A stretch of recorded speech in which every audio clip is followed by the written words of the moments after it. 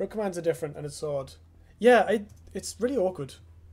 It's frustrated me for a long time. I mean, as most of you may know, there's my YouTube channel is full of videos of just me losing to misclicks or like just roping, and some of that's because I was thinking, like the turn timer is rough on streamers generally, I would say, but you know, because like thinking through your plays does take a certain amount of time, discussing your places and stuff. Yeah, the egg animations is another annoying one. I think they improved that at some point, but it's still not particularly good. It is difficult though. Like, the main problem is, so what I imagine happens is there's like, obviously, so my computer has to communicate with the server, which is somewhere, possibly not even in this country, right? Because I don't know if they even have like EU and America servers. They might just have a server, which is probably somewhere in America. So there'll be quite a bit of lag, regardless of anyone's internet connection. These cards all seem okay, actually. My opponent could be playing aggro, in which case this is useless, or they could be playing Arcanists, in which case this is mandatory. So I think I'll replace the Darkfire Sacrifice and hedge. Let's pretend like I have stuff to do with mana tiles, and take go. You can mod the game to see the actual full timer. That is true. It's not that I'm unaware of when it's going to finish. It's that, like, when you're rushing to input commands, because the timing demands on them are quite stringent, it's very, very easy to do it wrong. The game won't always recognize commands that are right near the end of the turn, and it won't always. There's things like it'll wait for like things like egg animations to complete before allowing you to interact with said egg, for instance. That is fine. You do that. Well, my opponent has played some... Oh, wow, okay. My opponent has just hemorrhaged all their cards away. I can't really complain.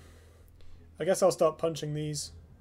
Play another Operant, and Sphere of Darkness is one of them. This is not going to do anything in this matchup, I think. Damn. I want the Operant somewhere safe-ish, and I like it here because it can take a mana tile. So I think I go... Which one do I clear? I guess I clear these, generally.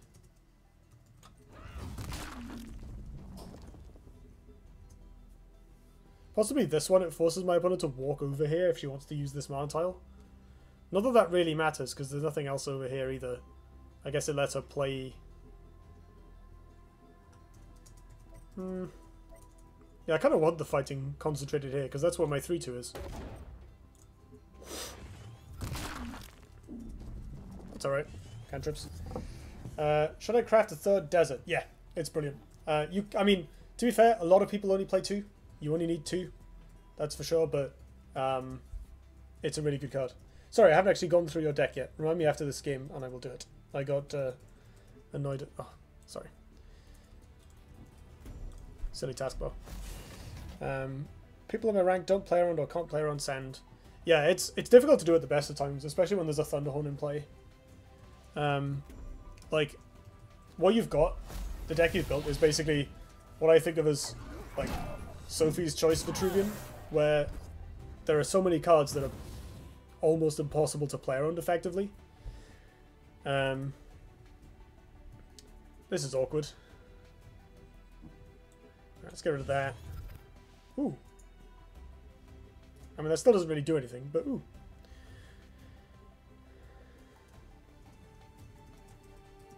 So I think I just Shadow Spawn, Ritual Banishing the big guy, and Sphere. Oh, I can't Sphere this.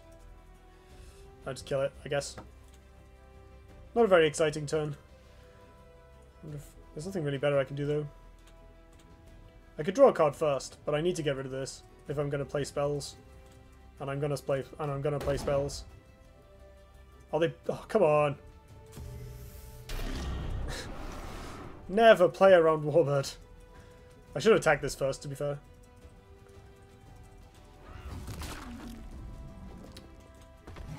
Just get rid of that. My opponent is still pretty low on cards, but they might beat me on tempo.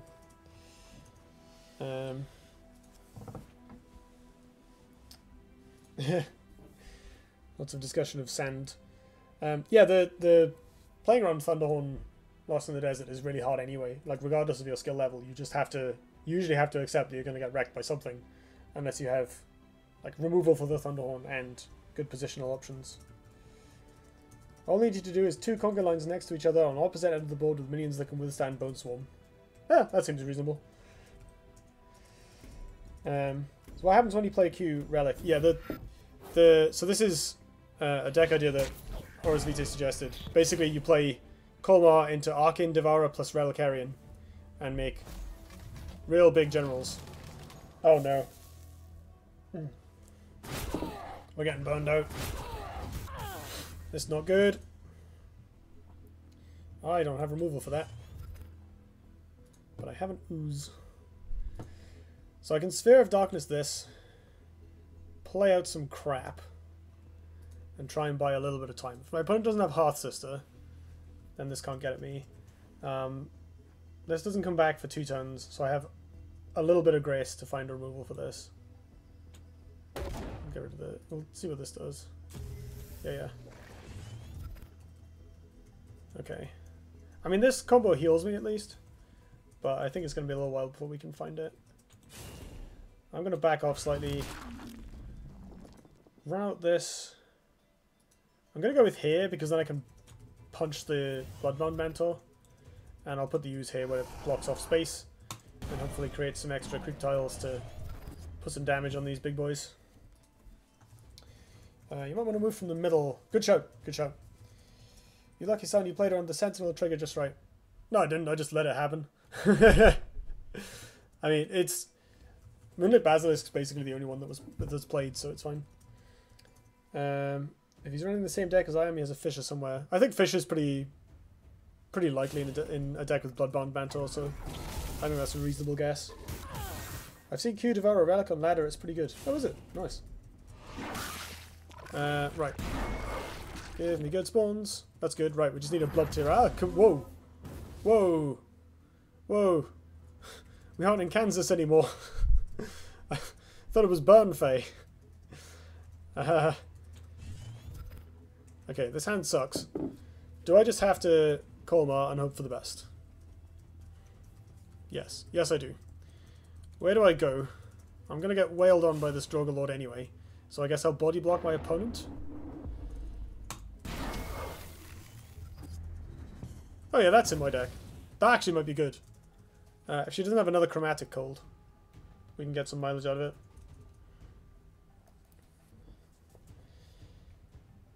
it. That might have been me.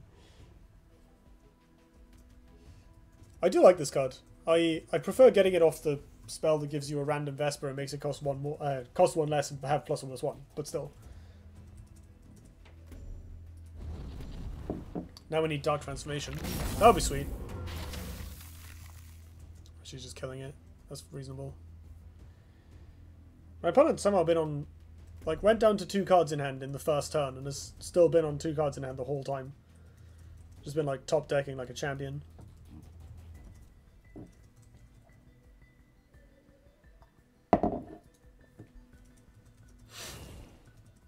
In general, it's really risky to make plays like she did on turn 1 with the Chromatic Cold Mana Death Grip. It's probably going to pay off, but, you know, because we're just uselessly behind here. And she's got this, but it's super risky to do that. Another one? Oh no! Oh no. It's drawing a lot of cards. Right, so she has 4 burst in hand. That's very bad.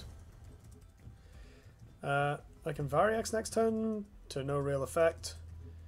I don't really want to use this because it'll... But actually, I guess the 2/2s are fine. No, because they'll probably end up playing into Warbird anyway. Screw 2/2s. Alright, so we can do this next turn and try and gain some life back. I think, first things first, I'm going to put Mechazor somewhere. Probably here, so it can come and fight stuff if it gets dispelled.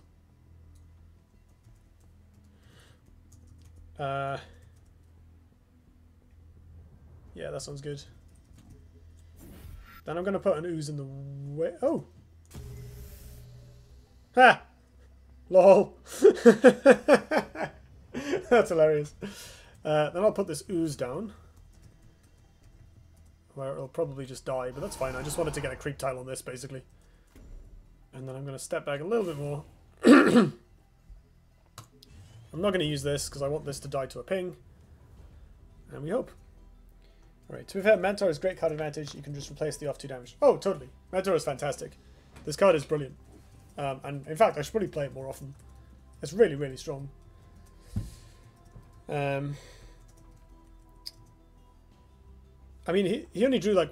My opponent only drew 1 extra card off this. So they still took a pretty big risk.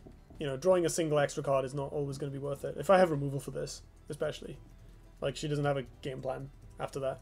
But drawing big dudes into big dudes is pretty good. I mean, the rest of their deck might just be big dudes. Like, we don't know this for sure. So, thinking about it, it's entirely possible that that was on purpose, right? They're just emptying the hand out for big dudes. But, so many Sentinels. I would slam this in Gauntlet every time. I think this is like, you know, a really, really high, one of the best epics. Really, really high pick. Like 3/4 for 3 that draws cards. That's like, how good can you get? Like, wow, she's trading off all this stuff. That's awesome.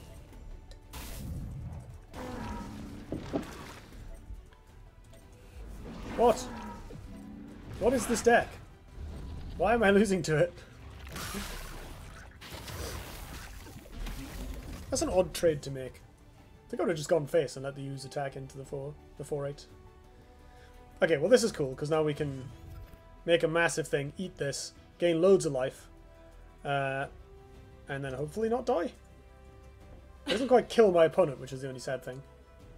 Well, I can Variax the turn after as well. As though that's remotely necessary. This doesn't have to be adjacent right now, so I can put it here or something. I guess I want this slightly closer to my opponent. Another free blade. That's pretty relevant, actually. I mean, like... No, yeah, that's relevant, because it clears the artifact. Oh well. I don't really care. Nom nom nom nom. Nom nom nom nom nom nom. Get out. Okay, so it deals 8 damage, not 10. Worth noting. Bad draws. I want 23, that's good. So she can do me 10 damage this turn, and one of the creatures will survive. Then I can trade with the Reliquary, and hopefully... And I'm ahead on cards with Variax in hand, so I'm probably okay. That's blue Conjurer tier. Yeah, I think so. I don't know if you pick Mentor over Conjurer, but like... Maybe? I think it's close.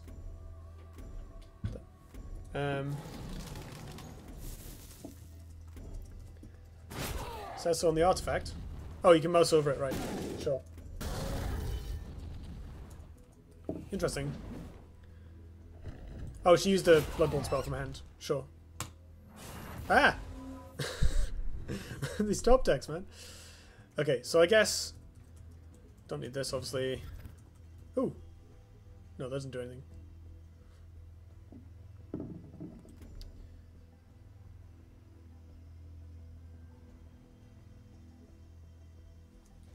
How much damage is this? 10, 11, 12, 13, 14, 15. So I'm dead. No, I can body block at least one of these, right? Using the 2 large minions.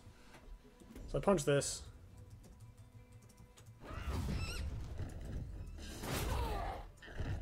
Jam the Arcane Devourer. I might just do this first before playing Variax. It kind of sucks if one of them spawns here, though. But not that much. Oh wait, there's no point. They died to Warbird anyway. I may as well just have the extra health on the Variax. Sweet. Okay. We have lethal next turn if we don't die. This can't hit me. Unless she has removal. Okay, that's fine. Still body blocks. I'm all over it.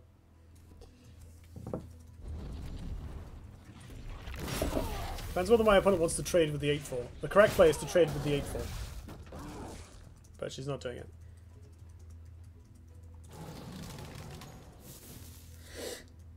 Mentor or Conjure probably just depends on your curve. Yeah, what the rest of your deck is. If you have a lot of spells. Etc, etc.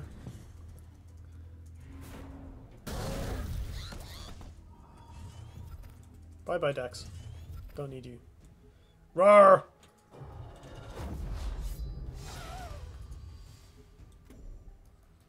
Roar! I win!